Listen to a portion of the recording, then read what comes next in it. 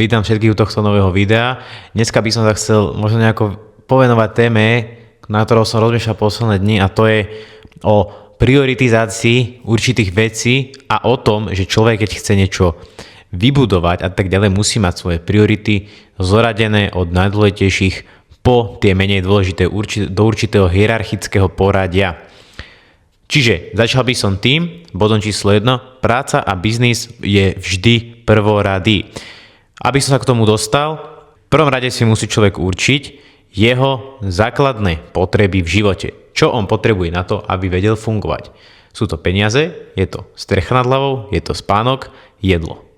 Tieto 4 veci potrebuje na to, aby vedel fungovať, aby mohol každý deň chodiť do práce a tak ďalej a tak ďalej. Čiže tým pádom z toho nám vyplýva, že prvá priorita by mala byť zarobiť peniaze, pretože z toho si vie zaplatiť jedlo, vie si z toho zaplatiť strechu nad hlavou a tak ďalej. Veľmi veľa vecí mu to už uľahčí, keď bude môcť zarobiť peniaze. Tým pádom jeho prvou prioritou by malo byť podnikanie alebo biznis, jeho firma a tak ďalej.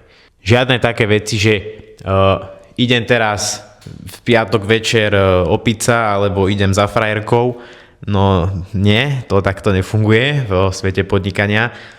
Musíš si stanoviť nejaký režim, stanoviť si nejaké priority a na základe tých priorít konať. Musí sa rozhodnúť, či pôjde za tým krátkodobým dopamínom a za tým lacným dopamínom, čo je napríklad ísť za nejakou čajou. Hej, počkaj, teda by sme sa chápali, nehovorím, že by si sa nemal stretávať so ženami alebo že by si nemal dejtovať a tak ďalej. To nie. Každopádne treba mať nastavené priority a vedieť, kedy čo uprednostniť. Keď mi horí biznis, nedarí sa, neviem čo, tak neuprednostním, že pôjdem za čajou, pretože ona mi týždeň plače, že už so mnou nebola. No nie. Jednoducho, biznis je prvorady, čo sa jedná o akúkoľvek urgentnosť. Urgencia je to najdôležitejšie v biznise. Všetko urgovať, ísť rýchlo, pretože čím rýchlejšie sa hýbeš, tým rýchlejšie za tebou prídu tie peniaze. Jednoducho, kam venuješ tú energiu, ako rýchlo tam venuješ, tak sa ti to vráti. Where energy goes, money flows, a tak to platí najmä v oblasti biznisu.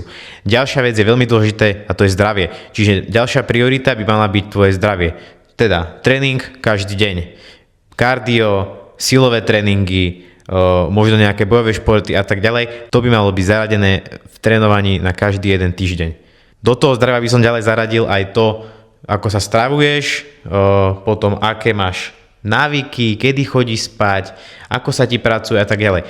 Teraz by som chcel podotknúť ešte jednu vec, a to, že ja som bol kedyś zastanca takých rutín, respektíve takej ranej, tej morning rutiny, že hej, zobuď sa, daj si cold shower, takéto veci.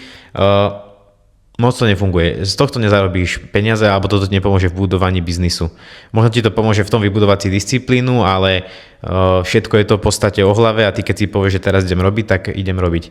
Pretože ja som sa nad tým tak zamýšľal pred pár dňami, keď človek si chce že reálne oddychnúť, tak on si oddychne len vtedy, keď je unavený. A keď je unavený, tak zaspí hneď. Hej, aspoň ja to tak mám. Ja pracujem 14-15 hodín denne, každý deň cvičím, čiže ja keď si lahnem do postele o nejakej 12:30 v noci, tak zaspím za 2 minúty.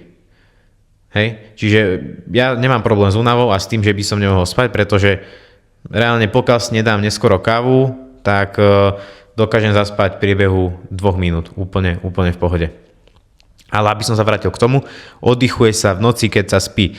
Neviem si predstaviť, že by som si cez deň lahol plný energie, že by som si lahol a nič nerobil. Pretože v prvom rade hlava by si začala vymýšľať nejaké scenáre a neviem čo proste. Začal by si bojovať v hlave s tým, že teraz nie si spokojný so sebou, alebo že čo sa stalo hento, čo toto, čo tamto. Najjednoduchšie, čo môžeš robiť, keď máš energiu a nechce sa ti robiť, je prinútiť sa robiť. Je to tak jednoduché. Vždy je čo robiť. Vždy. Či už je to písanie e-mailov, či už je to robenie si researchu o konkurencii, ale základ je vždy sa posúvať dopredu. Hej, vždy sa musí v tvojom živote niečo diať, vždy sa musíš nejakým spôsobom hýbať dopredu.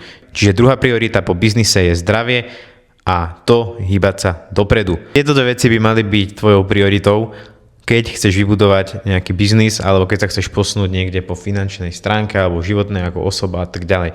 Musíš pracovať na sebe, vylepšovať sa, svoju postavu ako charakter. Predstav si to, že si v nejakej hre, dajme tomu v CS-ku alebo v LoLku, hej, a posúvaš sa v tých divíziách. Jednoducho si bronz, potom môžeš byť gold, diamond a neviem čo všetko. A jednoducho, čím viacej makáš každý deň, tým viacej sa posúvaš dopredu. A najdôležitejšia vec, ktorá mňa vždycky donúti pracovať ešte viac, je, že vždy v každej jednej situácii, v každom jednom bode, kedy niečo nespravíš ty, to spraví niekto iný a on je lepší ako ty. Čiže ty by si mal chcieť byť čo najlepší. A ty si aj v prvom rade musíš myslieť, že si najlepší, hej? Aj keď si tam ešte není, musí sa nastaviť, takže si najlepší. Pretože keď sa nenastavíš, že si najlepší, tak sa tým najlepším nestaneš. Čiže ty si musíš mysleť, musíš sa normálne toho vcítiť, že si proste najlepší a potom všetko robiť tak, ako keby si ten najlepší bol. Proste, že si neporaziteľný. Hej, tak sa musíš cítiť. Tak sa musíš cítiť, aby si sa tam reálne a skutočne dostal do tejto pozície v živote. A potom sa ti bude ľahšie pristupovať ku všetkému. Či už je to biznis, disciplinovaný život, rodinný život, úplne všetko, pretože budeš mať nastavený svoj režim, budeš vedieť, čo máš spraviť a mať svoj priority list, čo má akú prednosť pred čím. To je najdôležitejšie, aby si ty vedel uprednostiť jedno pred druhým a neriadiť sa emóciami, ale svojim cieľom a tým, ako si za ním ideš.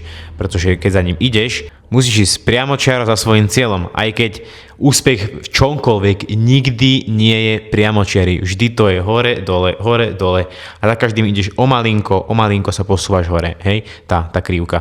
Takže toľko ku dnešnému videu a vidíme sa pri ďalšom videu.